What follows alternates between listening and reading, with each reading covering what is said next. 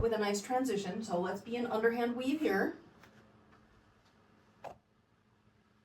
And now we'll open it up to circles. And let's make them together time circle or same time circles. And then let's just take a minute and do some stalling.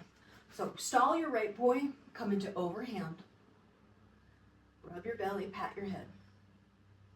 And then stall your left poi and bring it up into overhand, easier one of the pair. And then we'll stall the right poi back behind and bring it up into underhand. And then stall the left poi back behind and bring it up into underhand. And now we're back where we started. So we're gonna repeat that. Stall your right one forward, come into overhand with your right hand, and then stall your left one forward and come into overhand with your left hand. Now we're gonna do these next two slightly differently. Spread your legs, stall your right one in between your legs and come out in underhand. So it's slightly different, but not really. And then stall your left one between your legs and come out in underhand. And now we'll repeat the two stalls again in underhand. So right stall, come to overhand. And left stall, come to overhand. And right stall between your legs, come to underhand. And left stall between your legs, come to underhand. Now we're going to do something similar but different.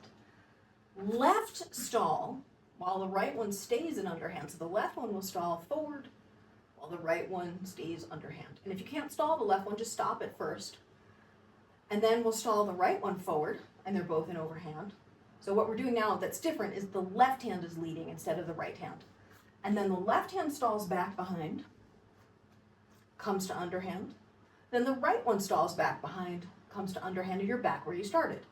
We'll do another left lead. So left stalls in front of you like this, left comes into overhand, right is underhand.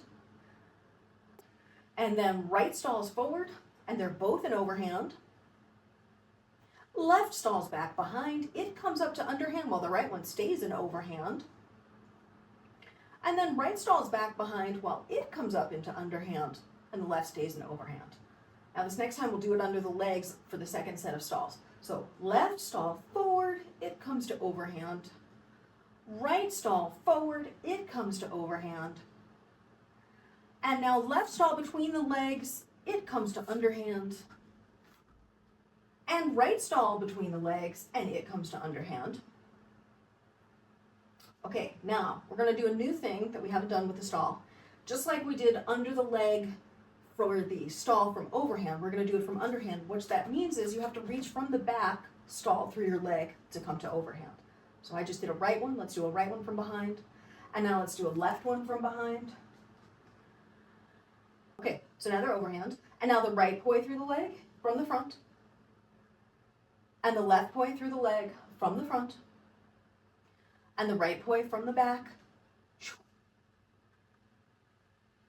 Okay, and I want to distinguish for you what you're doing from what I want you to do. So this, where you're hitting yourself, is not the same as a stall. That is a tap back. And you have the momentum of the force of the tap controlling it, as opposed to the energy of the stall controlling it. I just want to make sure that you're not hitting yourself so that you have ultimate control. You can choose to hit yourself if you want to later, but that's a different technique. We're back in underhand here.